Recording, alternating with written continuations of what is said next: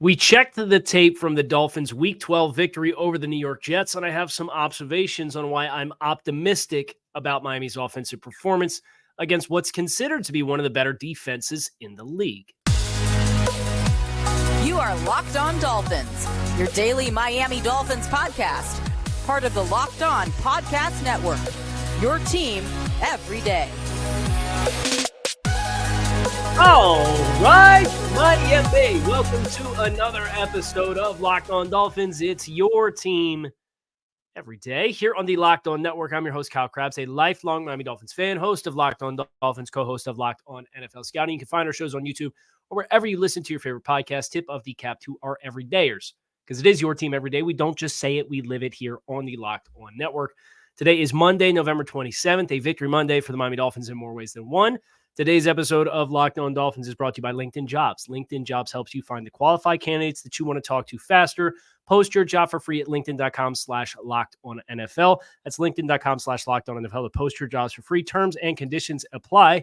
And I want everybody to throw your hands up and shout, hey, hey, hey, fly, Eagles, fly.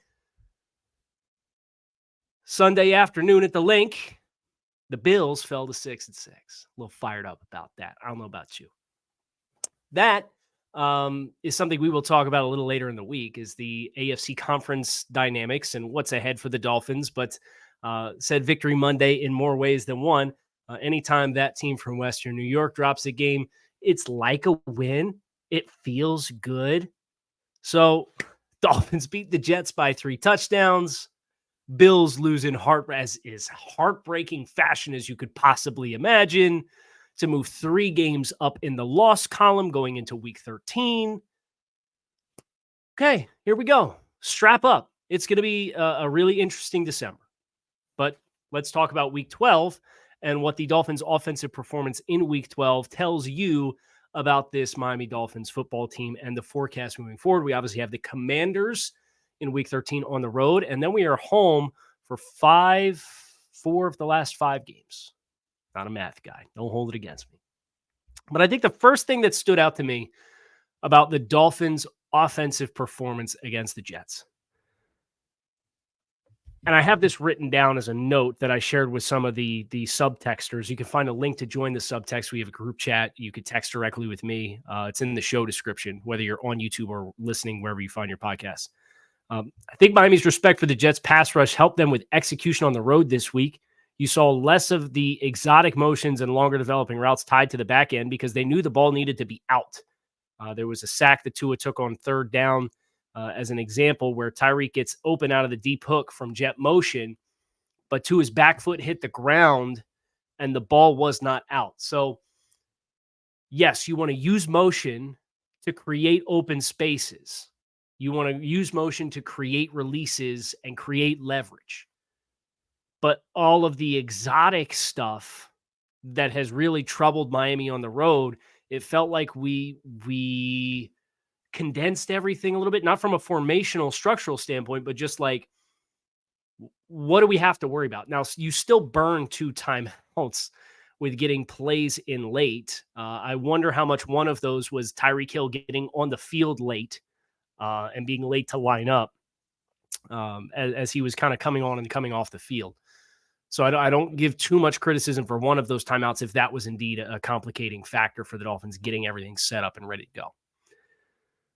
But this offensive game plan, obviously, you look at the PFF metrics and you see how little pressures were conceded by the Dolphins and their offensive line. And I get that, but at the same time, it was how you called the game that I think made the difference. Now, you had some touch passes, you had some perimeter screens. That was kind of stuff that was non-existent for the Dolphins down the stretch last year.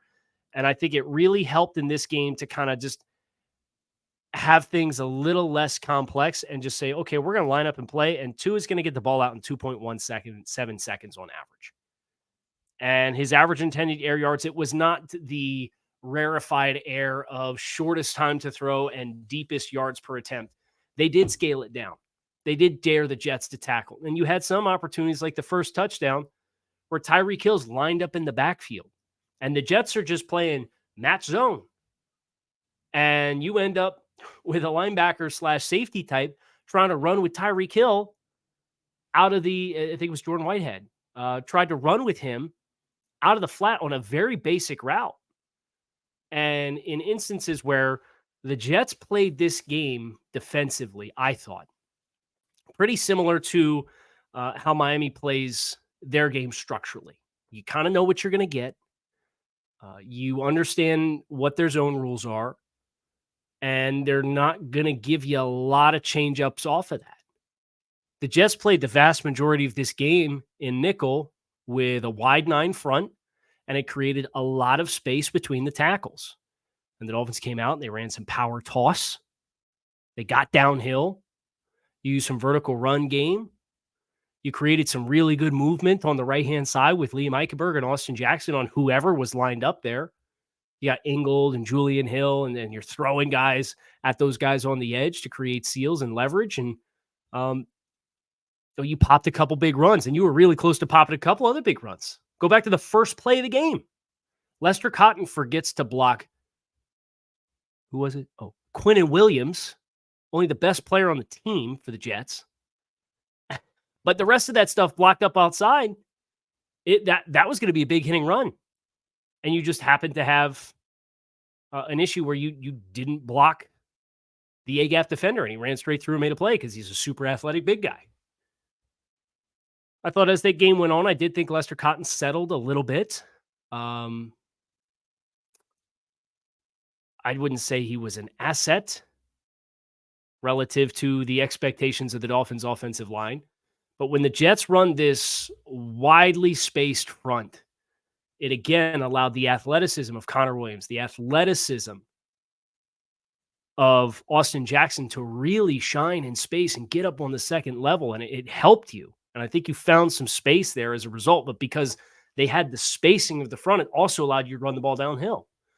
So if teams want to get cute, they want to, send these speed rushers after you, and the Jets have some really good pass rushers. I thought Jermaine Johnson had some really nice reps as a movable piece, as a first-round pick from 2022. And Bryce Huff, that dude's going to get the bag. Bryce Huff gave Austin Jackson as much work as anybody has all season long. And he's like their third pass rusher. Crazy good player. He's really good. I thought that was really good work for Austin Jackson to get. Tested with speed to power, tested with inside moves. Huff got his, but because, again, the strategy of the Dolphins offense, getting the ball out, I think it protected them, and it was a good self-awareness. Now, there were some elements of this game that I did not think were good self-awareness. I thought the 2-minute possession at the end of the first half, both of the 2-minute possessions at the end of the first half, was not good awareness for the script of the game. But I thought the general game plan, and we'll talk a little bit more about the haymakers that they hit down the field next, was good awareness of how you had to play a team like this with how their script to win a football game was. A lot of awareness of who this Jets team was for the vast majority of the game. And that's a win. That's a win. We're going to talk about the haymakers. We obviously had an over-the-top shot to Tyreek Hill against DJ Reed. We had an over-the-top shot to Jalen Waddle against Sauce Gardner. Those are coming up next on this episode of Locked On Dolphins, so stick with us. When you're hiring for your small business, you want to have as many top-tier candidates as possible to interview in your talent pool, and that's why it's check out LinkedIn Jobs. LinkedIn Jobs has the tools to help find the right professionals for your team faster and for free. This is not just another job board. LinkedIn has a vast network of more than 1 billion professionals, which makes it the best place to hire. Hiring is easy when you have that many qualified candidates. So easy, in fact, that 86% of small businesses get a qualified candidate within 24 hours. LinkedIn knows how small businesses are wearing so many hats, and it might not have the right time or resources to allocate to a robust hiring process. Thankfully, with LinkedIn, the process is intuitive, quick, and easy. They even just launched a feature that helps you write job descriptions, making the process even easier and quicker than before. Post your job for free at linkedin.com/LockedOnNFL. That is linkedin.com/LockedOnNFL to post your job for free. Terms and conditions do apply. Today's episode of Locked On Dolphins is sponsored by BetterHelp. The holiday season can be a lot and overwhelming for some people. And if you find yourself in that situation where, there's some sadness or some anxiety about all the things you have to do, or your family, whatever it may be. Just know that adding something new can provide you with a positive balance in your life to counteract some of those feelings. Therapy can be a bright spot, and amid all the stress and change, something to look forward to help you feel grounded, to give you the tools you need to manage everything that's going on in your life. If you're thinking of starting therapy, give BetterHelp a try. It's entirely online. It's designed to be convenient, flexible, and suited to your schedule. Just fill out a brief questionnaire and get matched with a licensed therapist, and switch therapists at any time for no additional charge. Find your bright spot this season with BetterHelp. Visit BetterHelp.com/lockedon today to get 10% off your first month. That's BetterHelp, HELP.com/lockedon. Let's talk about these vertical shots. They were the two big hits in this game for Miami in the passing game. I loved what you brought in both of those plays from Tua Tagovailoa's standpoint. Tua takes his drop, and upon his back foot hitting the ground, cuts, fades down the field. One to Tyreek Hill on the opening possession. And the other one to Jalen Waddle against Sauce Gardner later in the game. When the Jets try to show you pressure looks, because they don't blitz a lot, they're so known for bringing four. And you got some sim pressures, but really at the end of the day, the Jets really trusted their front four. But there were certain instances in this game where they wanted to man you up and match up. And you got Tyreek Hill, and you got Jalen Waddle, and they're respectively in the slot with somebody who's another eligible player, but not a wide receiver outside of them, eating a linebacker. So you have a very obvious man coverage tell. And you've got a high post safety in the middle of the field. And when you get that, and you know, hey, they're compressing, they're going to try to play physical, there's a single high free safety, and you run a hitch on the outside, or you run something quick and shallow on the outside that's going to hold that outside defender down, and you're going to run a fade with an outside release, you've got all that grass for that speed player, that 4-2 wide receiver to run into. And you saw Jalen Waddle run right by Sauce Gardner, and you saw Tyreek Hill run right by DJ Reed. And on both of those plays, Tua is in rhythm, drop, back foot hits the ground, ball is out. You think about the play to Tyreek Hill against the Patriots in week 2, where we try to take the deep shot play and the ball kind of hangs up in the air and Christian Gonzalez gets the interception. And you contrast that to some of the other plays that Miami has had success with this season. And it's when Tua is on time and can get the ball up and down with anticipation, even on a vertical throw. Your vertical throws don't have to be 55 yards downfield. Now, sometimes those big posts require you to lay it out there and let your guy run underneath of it. This is not that. This is quick game footwork. I've got all the space. I know it's man coverage. I know I've got everything on the outside to lay it out to. I know he's going to give me space. And if he could stack that corner vertically, it's just drop it in the bucket. And that's what he did twice. He did it to Tyreek Hill, where you were an ankle tackle away from a touchdown. And he did it to Jalen Waddle, where if you were going to be nitpicky, if he puts it out in front of him, probably an extra yard, maybe Jalen Waddle can run away from Sauce Gardner. Now, at the end of the day, they were both dots. They were both dimes. They were both perfectly timed, perfectly placed throws that allowed you to hit shots down the field and loosen the Jets up. And if teams want to play bully ball with the Dolphins receivers, when they spread it out, you can go empty and do this. And that's the big thing. Again, if you're going to go empty protection and go 5-man protection, you're going to spread the field. You're going to make the zone man tells very obvious by putting a tight end or a wide receiver outside, or a tight end or a running back outside of Hill or Waddle in the slot. And you're going to force that defense to declare who's walked out there. Is it a corner? Okay, now you know you got Tyreek Hill matched up on a linebacker. Good. Is it a linebacker that's outside on the running back or the tight end? Because if it is, then you still know you have man coverage, but now you know they're playing matchups. And you could pick a side and take your best shot with your best matchup. They hit one to each on either side of the field. Doing that and having to throw it with the timing that he did allows you to have an extra fold and counter for teams that want to lock you up and play man. for when you want to play man. And as long as Tua is on time, as long as he doesn't double clutch or he doesn't double hitch, if it's back foot in the ground, cut it loose, lay it out there. Those are very difficult to defend, and you're still getting them up and down within 30 yards.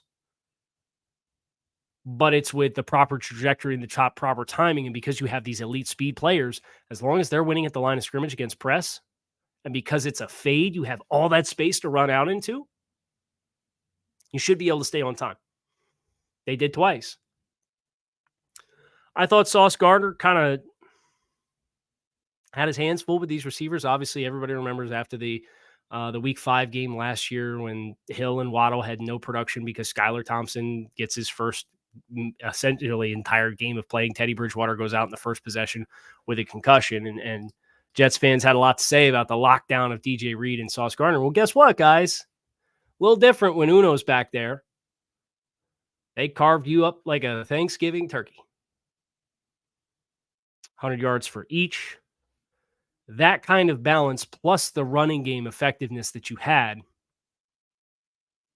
Again, I just think that's a much more sustainable model of being able to perform at a high level. And case in point, the Dolphins scored 34 points in this game. Now, the Dolphins had a defensive touchdown from Javon Holland that was as improbable of a play as you will find all season long, and I get that. But nevertheless, even if you just look at 27 points, 27 points is still, what, the second most? Did the Bills tagged you for 32 offensively.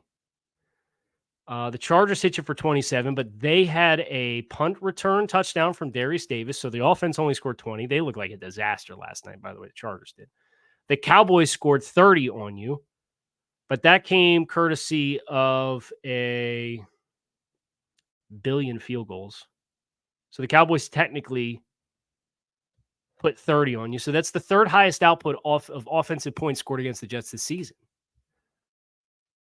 You have 400 yards of offense. We kind of went through it yesterday on Friday, as far as just the magnitude of Jets really don't give up that much yardage. They don't give up that much points. They don't give up that much rushing yardage. It was very strong performance for the Dolphins against that defense. And maybe the Jets kind of pulled their foot off the gas here and are getting a little sick and tired of getting their teeth kicked in. I'd imagine I would. I'd imagine I wouldn't let it affect my play, but I get sick and tired of it. And the Jets probably are. But for the Dolphins to, again, you play with two backup guards against Quinnen Williams and one of the better defensive fronts in all football. And how you approach the game from a game plan perspective, how you approach the game from a passing game perspective, how you baked in a couple shots to just keep it loose down the stretch, the way that you found the vertical run game to go with, like it all just kind of was more balanced.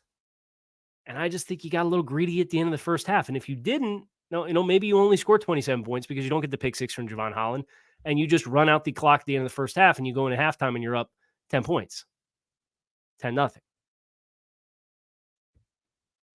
Regardless, Miami does this kind of stuff moving forward. It's going to be really helpful. I have one other primary big thought from the film. And we're going to talk about it next here on this episode of Locked On Dolphins. So stick with us. Whenever you're watching NFL football or college football, whatever it may be, it's always a little bit more fun when you got a little something on the line. And PrizePicks can help you make sure you are as engaged as you possibly can be for every football watching experience you have for the rest of the season. PrizePicks is the largest daily fantasy sports platform in North America. They're the easiest and most exciting way to play daily fantasy sports because you against the numbers is not you against thousands of other players, including pros and sharps. You pick more or less on 2 to 6 player stat projections, and you can watch your winnings roll in. If you successfully get 6 in your PrizePicks selection with more or less on their stat projection, you can win 25 times your money. So if you like good return on investment, PrizePicks has opportunities for you to pick big and win big. They have a boatload of selections across just about every sport that you could possibly imagine, with a slew of stat projections that you can pick from and string together. And they also offer weekly promotions that can lead to big payouts like Taco Tuesday. Each Tuesday, PrizePicks discounts select player projections an additional 25% to provide even more value. You can get your selections with a few taps on your phone. And they also have Apple Pay to make sure that you are constantly staying in the game with quick deposits and you can constantly be involved. Go to prizepicks.com/LockedOnNFL and use code LockedOnNFL for first deposit match of up to $100. That is prizepicks.com/LockedOnNFL and use code LockedOnNFL for first deposit match of up to $100. But before we go anywhere else, let's keep talking games, right? Everybody likes playing fantasy football. There's always that one guy or girl in your league that you just can't stand, drives you nuts. He's the guy that you have to beat no matter what, because he's always talking about how good his trades are and his team is, brings up analytics and how the research that he did, and the wins don't come regardless, but that doesn't stop him from talking. You know that guy or girl. I'll call him Drew, okay? Every league has a Drew, and you know what else Drew does? Drew brings weak tortilla chips to the tailgate, the kind that snap right in half when you're scooping guacamole, trying to get that last scoop of sauce out of the bottom of the bowl. For someone who claims to be a master of trades, he still hasn't made the trade for a better tortilla chip, which is a shame. Zach's Mighty Tortilla Chips offers you two things: chips that are sturdy, and Zach's Mighty Tortilla Chips also believes that Drew sucks. Their chips are cut from whole tortillas the authentic way, giving them the strength to lift the heftiest chips, and are fried to a corny, crisp, suitable finish for any dip at any tailgate. This football season, don't be a Drew. Choose Zach's Mighty Tortilla Chips, available at Publix locations in the deli section. Be a winner and eat Zach's Mighty Tortilla Chips.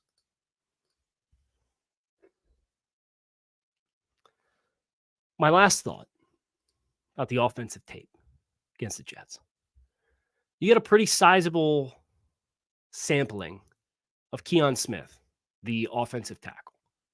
Keon Smith was kind of a surprise performer throughout training camp, and he looked pretty good against the Jets. So, you currently have this situation where Teron Armstead goes down, and Teron Armstead does not look like himself, or at least the standard of Teron Armstead versus what we've come to know Teron Armstead across a decade in the league. But he was gutting through it. He comes off the field. He doesn't get any treatment. Mike McDaniel says he's week to week during his post-game press conference. So, who knows what's going on there? You had Kendall Lamb, who was dealing with a back injury. He was listed as questionable. He ultimately ends up dressing. He was not the team's first selection to go in at left tackle because of that back injury. They put Keon Smith in. And then Austin Jackson gets ejected because CJ Mosley, who feels the need to go on social media after the game and keep yapping at Blake Ferguson because he ran over to Blake Ferguson and grabbed his helmet and was yanking him around by his face mask. And CJ wants to say something. Okay, enjoy third or fourth place. Austin gets ejected. So then they take Keon Smith and put him at right tackle, and they bring Kendall Lamb in, and he plays left tackle. I know Kendall can play both spots. Keon can presumably play both spots. I thought Keon Smith's tape, and granted, the game script was what it was. You were up multiple touchdowns at this stage of the game. His tape looked good. He moves really well. I will say this. Teron Armstead is exponentially a better football player than Keon Smith is at this stage, even as Teron Armstead is getting towards his last legs as a player. But Keon Smith moves exponentially better than Teron Armstead does. I watched Keon Smith tailpipe Lester Cotton out of the blocks I lost count of the number of runs. The athleticism and the length flashes big time. And he was always a developmental guy. He was a little physically underdeveloped last year. He sticks around all season. He has a hell of a preseason. And then he gets some game reps. And he plays good against the Jets starters. So I don't know what the ceiling is for Keon Smith, but I'm looking at him and I'm watching him move and I'm saying, man, they got something here.